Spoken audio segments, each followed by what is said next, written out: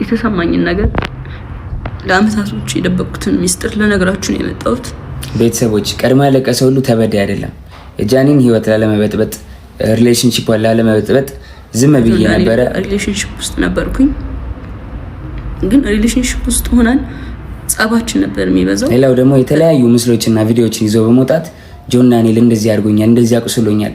አይደለም ሴት ልጅ ወንድ ልጅ እንደዛ አላረግም እኔ። ጆን ዳንኤል ስለ ጃኒ ያወጣው እጅግ አስገራሚ ሚስጥር ምንድን ነው? ቲክታከር ጃኒ ጆን ዳንኤል ከባድ ጥቃት አደርሶብኛል ብላለች። ይህ ጥቃት ምንድን ነው?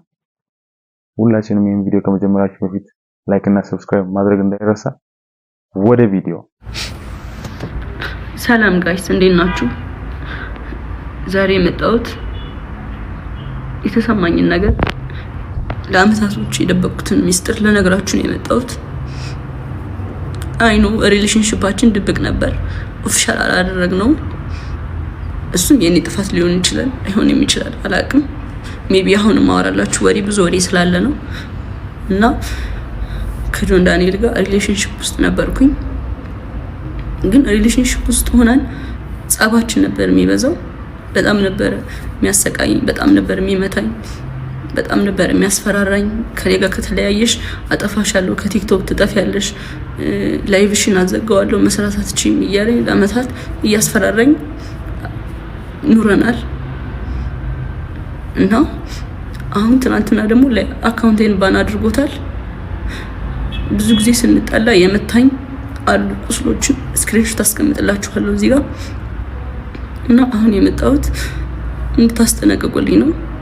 እኔ ምንም አልፈልግም፣ ድራማ አልፈልግም። እኔ ማስተዳድረው ቤተሰብ አለኝ፣ እኔን የሚጠብቁ ከኔ የሚጠብቁ ቤተሰቦች አሉኝ። ለነሱ ነው የምኖረው። እና እንዲያልፍልኝ ለእናንተ መናገር ፈልጋለሁ። እና አመሰግናለሁ። አካውንቴ ባን ሆኗል። ከዚህ በፊት ዋርኒንግም ኑሮ ታያቅም ታውቃላችሁ። አሁን ትናንትና ማታ 9 ሰዓት ላይ ነው የተዘጋው። ምንም አድርጌ አይደለም። እና ከአመታት በፊትም ላይቬን ሁሌ ነበር የሚያዘጋብኝ። ይሄ ማስረዳለ። ቲክቶክ ላይ ብዙ የሚያውቁኝ ሰዎች አሉ፣ እነሱም ያውቃሉ። ሁሌ ላይቬን ያዘጋው ነበር።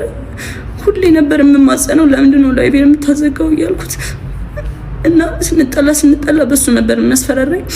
ላይቬን እያዘጋ ነበር የሚያስፈራራኝ፣ ምንም አታመጭም እያለኝ። ይሄንን እናቱም ታውቃለች፣ እህቱም ታውቃለች፣ ሁሉም ቤተሰቦቹም ያውቃሉ እኔን አቢዩዝ እንደሚያደርገኝ። እና አሁን የመጣሁት በቃ እንዲጠነቀቅልኝ፣ እንዲያርፍልኝ፣ እንድታሳርፉልኝ ነው። አመሰግናለሁ። ጃኒ እንግዲህ ጆን ዳንኤል አልሶብኛል ያለችው ጥቃቶች በሙሉ ከነ መረጃው ማስረጃው ይዛ ቀርባለች። ይሄንንም ያቀረብኩት ከዚህ በኋላ ይሄንን ነገር እንዲያቆምና ከህይወቴ እንዲወጣ ነው ብላለች። እንደዚህ አይነት ሀሳብ ሰጥታለች። ነገር ግን እንግዲህ አሁን ቲክቶክ አካውንቴን አዘግቶታል ለምትልበት ምክንያት ያው 2.7 ሚሊዮን አካባቢ ፎሎወሮች አሏትና ምናልባት እንግዲህ እንደራሴ የራሴን ሀሳብ የራሴን አመለካከት ነው እንግዲህ በዚህ ላይ የምገልጸውና ምናልባት 2.7 ሚሊዮን ወዳጆች እንዳሉሽ ሁሉ ብዙ ደግሞ ጠላቶችም ሊኖር ይችላል። ሶሻል ሚዲያ ላይ የሚሰራ ሰው ወዳጅ ብቻ አይደለም የሚኖረውና ምናልባት ሪፖርቱ ያንቺን በጣም ማደግና ጎላ ብሎ መታየት የማይወዱ ሰዎች ሪፖርት ያደርጉብሽ ሊሆን ይችላል። አካውንት ዋርኒንግ ላይ ሊሆን ይችላል የሚል ሐሳብ አለኝ እንደራሴ። የእውነት እንግዲህ እንዳሳየችን አይነት በደል ደርሶባት ከሆነ እንግዲህ ከዚህ በፊት እንደተመለከታችሁት ቀነኒም በእንደዚህ አይነት ሁኔታ ስትደበደብ ቆይታ ነበረ ሞታ የተገኘችውና ሴቶች እህቶቻችን እንግዲህ ይህንን ነገር ለምን እንደሚይዙትና ለምን ቶሎ ወዲያውኑ አውጥተው እንደማይናገሩ እንግዲህ በጣም እጅግ አጠያያቂ ጉዳይ ነው። ስለ አካውንት ሪፖርት መደረግ ጉዳይ ከዚህ በፊት እንግዲህ ስፔሲፊክ ጆን ዳንኤል ነው ባይልም አዶናይ ራሱ ላይ የተደረገበት ያለውን ሪፖርት የተናገረበትን ቪዲዮ ላሳያችሁና ትመለሱ። የኔ ቪዲዮዎች በግሩፕ ሆናችሁ ሪፖርት በማድረግ ምን አይነት ጥቅም ነው የምታገኙት? ደርሼባችኋለሁ። ለምን ስነ ስርዓት አትይዙ? ለምንድን ነው የምትቀኑት? ለምንድን ነው እርር የምትሉት? ለምንድን ነው አንድ ሰው ጠንክሮ በየቀኑ ሲሰራ ውስጣችሁ ለምን ነው የሚደብራችሁ? ለምን ያ ሰውን ማበረታታት አትመርጡ? ለምን እንግዲህ በዚህ ጉዳይ ላይ እንደተመለከታችሁት አዶናይ ብዙ ሰዎች እንግዲህ በግሩፕ ሆነው ነው እንግዲህ ሪፖርት ያደረጉ ያሉት የሱን ማደግ ጎልቶ መታየት ተጽዕኖ መፍጠር የማይወዱ ሰዎችና ይህንን መንገድ እኔ እንደራሴ ስመለከተው ምናልባትም እንግዲህ ጆን ዳንኤል እንዳለችው ምናልባት እንደራሴ አመለካከት ላይሆን ስለሚችል ምክንያቱም ከበፊቱ በተሻለ ተጽዕኖ እየፈጠረች ስለሆነ እንግዲህ ብዙ በሰራችሁና ብዙ ባደጋችሁ ቁጥር ጠላታችሁ አጠገባችሁ ያለው ራሱ ጠላት ሊሆን ስለሚችል ምናልባትም እንግዲህ ብዙ ከፍ ማለቷን የማይወዱ ብዙ ሰዎች ተፈጥረው ሊሆን ይችላል ሪፖርት እያደረጉ ያሉት የሚል የግል ሐሳብ ያለኝ። በዚህ ጉዳይ ላይ ምን ትላላችሁ? እናንተም ኮሜንት ላይ አስፍሩልኝ። ቤተሰቦች ቀድሞ ያለቀሰ ሁሉ ተበዳይ አይደለም። የጃኒን ህይወት ላለመበጥበጥ ሪሌሽንሺፕ ላለመበጥበጥ ዝም ብዬ ነበረ። ብዙ ነገር ዝም ብዬ ተቀብዬ ነበር። አሁን ግን እያንዳንዷን ነገር በማስረጃ አሰማችኋለሁ። ይሄ ጎንደር ሆና ደውላ ያወራችኝ ነው። ስሙትና ቀጥላለሁ።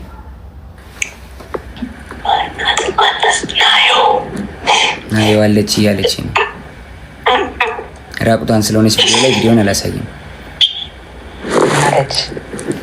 በደምብ ስሙት።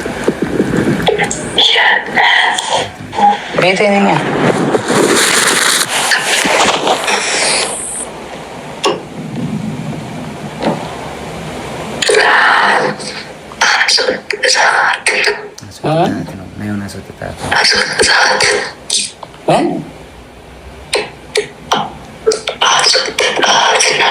አስፈልግም አይደለም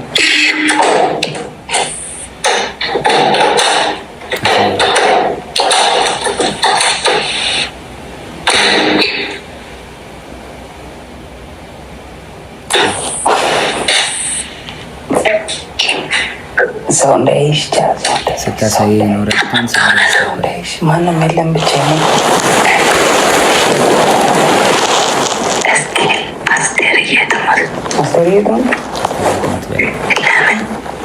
አሁን የገባሁት ሆስፒታል አይቆይም ወደ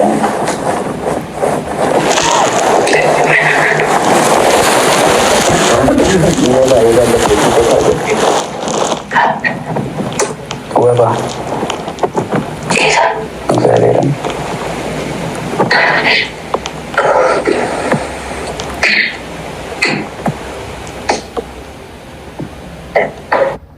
ስለረዘመ ቀጣዩን ፓርት ደግሞ ቀጣይ ቪዲዮ ላይ ያሳያችኋለሁ። ቤተሰቦች እውነቱ እንዲወጣ ስለማይፈልጉ ሪፖርት ስለሚያደርጉት ሁላችሁም ኮፕሊንግ አድርጉት። ጎንደር እንግዲህ ከፍቅረኛዋ ጋር ሆና ያወራችኝ ነው። ይሄ እሱ ሳሎን ሆኖ እሷ ሽንት ቤት ተደብቃ ይመጣል። እሱ መጨረሻ ላይ በደዌ ራቁቴን ሰው እንዳይመጣብኝ ስለለመልኳት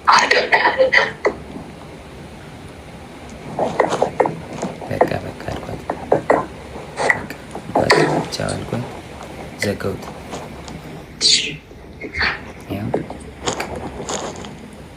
ተዘጋ ስልኩ ጋይስ። እና እውነታው ይሄ ነው። ከዚህም በኋላ እንግዲህ እዛ ይበጠበጣል። ጎንደር ላይ ቲንክ እየሰማት ነበር እሱ። ተበጠበጠ፣ ተደወለልኝ እኔ ጋር። ከዛ በኋላ ኤልሻዴ ደውላ ጆ ለምን ደወልክ? እየደወለልኝ ነው አለች። ጃኒ አለች። እኔ አልደወልኩም ኤልሹዬ፣ ሁሉም ነገር ደግሞ ስልኬ ላይ ያለ ሪከርድ ማል አሳይሻለሁ አልኳት። እሺ ይቅርታ አለችኝ ኤልሻዴ። ከዛ ሳስበው እኔ አልደወልኩም ካልኩኝ እሷ ደውላ ከሆነ ትበጣበጣለች። ሪሌሽንሺፕ እንዲበጠበጥ እንዲለያዩ አልፈልግም። እኔ ደግሞ ቢኮዝ የጀመርኩት የራሴ ህይወት አለ፣ ድጋሚ መበጥበጥ አልፈልግም። ልጅ አለኝ፣ አዲስ ህይወት አለኝ። እኔ ህይወቴን መቀጠል እፈልጋለሁ። የሰው ላይፍ መበጥበጥ አልፈልግም። ከዛ ደወለች። እሱም እየሰማህ ነው ምንድን ነው አለችኝ። መበጥበጥ ስላልፈለኩ ውክልና ሰጥቻታለሁ። የባንኪን መኪና የገዛሽ ጊዜ 1 ሚሊዮን ብር ሰጥቻት ነበር። እስር ቤት በነበርኩበት ሰዓት ትራንስፈር ማድረግ ስለማልችል 1 ሚሊዮን ብር ከባንኬ ላይ ውክልና ሰጥቻት እንትን ብላ ነበርና ውክልናው አልተነሳም። ጃኒ አይ በቃ ውክልናው እንድታነሽልኝ ነው ብዬ ዘጋሁት ስልኩን ማለት ነው።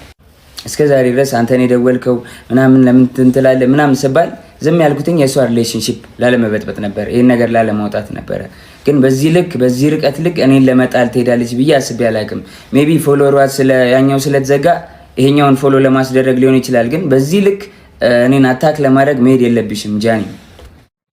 እስካሁን እንግዲህ ያቀረቡትን መረጃዎች ተመልክተናል። ባየነው መሰረት እንግዲህ ሁለቱም ትልልቅ ሰዎች ናቸው። በዚህ ጉዳይ ላይ ሶሻል ሚዲያ ላይ የሚለቁት ኢሹ ተመልሶ ዞሮ ራሳቸውን ተጠያቂ ሊያደርጋቸው እንደሚችል ያውቃሉ። ምክንያቱም በየትኛውም መንገድ ምርመራ ተደርጎ እንግዲህ እነዚህ ሰዎች አንደኛውን የስም ማጥፋት ወንጀል ተብሎ ሊከሰሱበት የሚችሉበትና መቀጣት ደረጃ ሊደርሱበት የሚችሉበት ሁኔታ እንዳለ ያውቃሉ። እንግዲህ ጆን ዳንኤል ያቀረበው መረጃ እውነት ለመናገር ምናልባት ከዚህ የተሻለ መረጃ ኖሮት ማቅረብ ከቻለ ሌሎች መረጃዎችን ማውጣት ከቻለ ነው እንጂ በዚህ በኤአይ ዘመን ለዛውም እንደዚህ የድምጽ ሹክሹክታ ለዛውም በጥራት በማይሰማ ኮንቴክስት እንደዚህ አይነት ፋይል አውጥቻለሁ ምናምን ብሎ ምላሽ ለመስጠትና ከዛ በኋላ ደግሞ እንደማስተባበያ ምናልባት ፎሎወሯ ያኛው አካውንት ስለተዘጋባት የኛውን ፎሎ ለማስደረግ ነው ምናምን የሚለው ሐሳብ እንደኔ የሚያስኬድ አይነት አይደለም።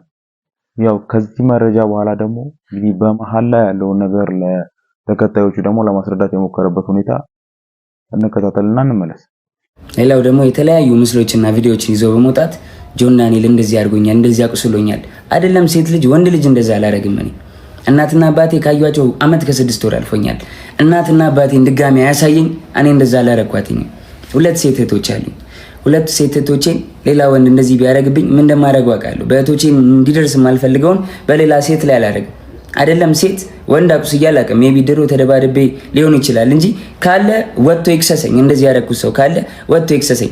መረጃ ካለሽ ለምን አልከሰሽኝም? እንደዚህ አድርጌ ከሆነ ወይ ደግሞ አስፈራርቼ ይዤሽ ከሆነ 1 ዓመት ከ4 ወር በህግ ጥላ ስር ነበርኩኝ አይደለ? በህግ ጥላ ስር እያለሁ ማድረግ ትቺ ነበር ምንም ነገር አይደለ? አልነበረም። ግን እስር ቤት ሆኜ በጣም ትመላለሽ ነበረ። በጣም አመሰግናለሁ።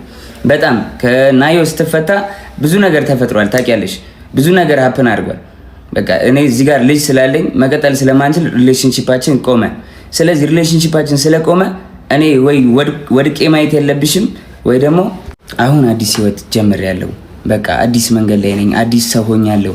ተይኝ፣ በእግዚአብሔር ስለ እግዚአብሔር ተይኝ ጃኒ። በቃ አዲስ ህይወት አለኝ። የራሴን ህይወት ልኑርበት።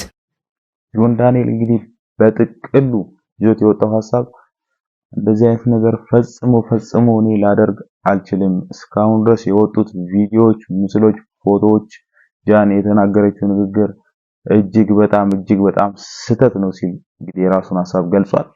አሁንም እንግዲህ በዚህ ጉዳይ ላይ የራሴን ሐሳብ የራሴን አመለካከት ሳስቀምጥ እነዚህ ሰዎች እንግዲህ ከዚህ በፊት ክፉ ደጉን አብረው ያዩ ለወደፊት ደግሞ ረጅም ራዕይ እቅድ አንድ ላይ የመኖር አንድ ላይ ብዙ ዓላማ የነበራቸው ሰዎች ነበሩ እንደሚታወቀው ማለት ነው። ምክንያቱም በፍቅር ግንኙነት ላይ የነበሩ የጋራ ዓላማ የጋራ ሐሳብ የነበራቸው ሰዎች ነበሩ። እንግዲህ የዛን ጊዜም ይሄ ስትራግል ጃኒ የምትለው ነገር በህይወቷ ላይ ተፈጥሮ ከነበረ የሚደበድባት ከሆነ እንደዚህ አይነት ደረጃ የሚያደርሳት ከሆነ ይህንን ሁሉ ዋጋ የከፈለችው ለሱ ዋጋ ስላላት በልቧ ላይ ያለው ዋጋ ነው ይህን ነገር እንድትችል ያደረጋት። እንደዚህ ወጥቶ ሶሻል ሚዲያ ላይ አንዱን ማስጣት እንደዚህ ዋጋ የነበረን ሰው እንደዚህ ብዙ ደረጃ ብዙ ሐሳብ አብረን ለመሄድ ዓላማ ከነበረን ሰው ጋር እንደዚህ ሶሻል ሚዲያ ላይ ወጥቶ ደግሞ ገመናን አሳልፎ እንደዚህ ነው ማለት ከረጅም ጊዜ በኋላ እንደራሴ አግባብ ነው ብዬ አላስብም። ምናልባትም እንግዲህ ጆን ዳንኤል ራሱ ይሄንን ነገር አድርጎት እንዳልነበረ ልቡ የሚያውቅ ከሆነ ሌላ መረጃ ስለሷ የሷን ስም የሚያጠለሽ ነገር መጥፎ ነገር ይዞ መምጣት ለምን እንዳስፈለገው ግን እዚህ ጋር አልገባኝም። ሐሳባችሁን በኮሜንት አስታውቁ። በዚህ ጉዳይ ላይ ጆን ዳንኤል ማድረግ የነበረበት ሐሳብ እንግዲህ በራሴ አመለካከት ይሄንን ነገር አላደረኩኝም ብሎ ወላሹን ይዞ ከመጣ በዚህ ጉዳይ ላይ ማድረግ የነበረበት ሌላ የጃኒን መረጃ ወይም ደግሞ ስሟን የሚያጠለሽ ሐሳብ ይዞ መምጣት አልነበረም የነበረበት። እሱ ንጹህ እንደሆነ የሚያረጋግጡ መረጃዎችን ብቻ ሰብስቦ ራሱን ንጹህ ለማድረግ ብቻ ነበር መምጣት የነበረበት። which means እንደኔ አመለካከት አሁንም ቢሆን ያልጠራ ኮምፕሊኬትድ የሆነ ነገር በመካከላቸው እንዳለ ያሳያል ማለት ነው። እንደኔ እንግዲህ ጆን ዳንኤል ይህንን ጉዳይ ራሱን ለማከላከል ያመጣው ሐሳብ እናም ስሟን ለማጠልሸት የሄደበት መንገድ በምንም አይነት መንገድ እንደግሌ ተቀባይነት የለውም። ምክንያቱም በዚህ በኤአይ ዘመን በጣም ከዚህ የባሱ ብዙ የተለዩ ፎቶሾፖች፣ ኦዲዮ ማመሳሰል በጣም ብዙ ነገር ባለበት ዘመን ቢሃይንድ በሆነ ነገርና በሽክሽክታ ጥርት ባላለ ነገር የሰው ስም ለማጠልሸት አይቻልም። ጆን ዳንኤል ማቅረብ ካለበት አሁንም ቢሆን የሷን ስም የሚያጠለሽና የሚያጠፋ ነገር ሳይሆን ራሱን ነፃ እንደሆነና ከዚህ ጉዳይ ጋር ምንም ግንኙነት እንደሌለው የሚያረጋግጥበትን መረጃ ብቻ ነው ይዞ መቅረብ ያለበት ብዬ ነው የማስበው። ሐሳባችሁን ኮሜንት ላይ ጻፉልኝ። የዛሬ ቪዲዮ ይሄንን ይመስል ነበር። በቀጣይ እንግዲህ ባሪፍና አዝናኝ አስተማሪ መረጃ አዘል በሆኑ ቪዲዮዎች ተመልሰን እስከምንገናኝ ያው እዚህ ከደረሳችሁ ደግሞ ሰብስክራይብ፣ ላይክ እንዳይረሳ። አንድ ሰከንድ ወስዳችሁ ሰብስክራይብ እና ላይክ አድርጉ። በቀጣይ በምርጥና ባሪፍ ቪዲዮዎች እስከምንገናኝ ሰላም ሰላም ሰላም ከእናንተ ጋር ይሁን።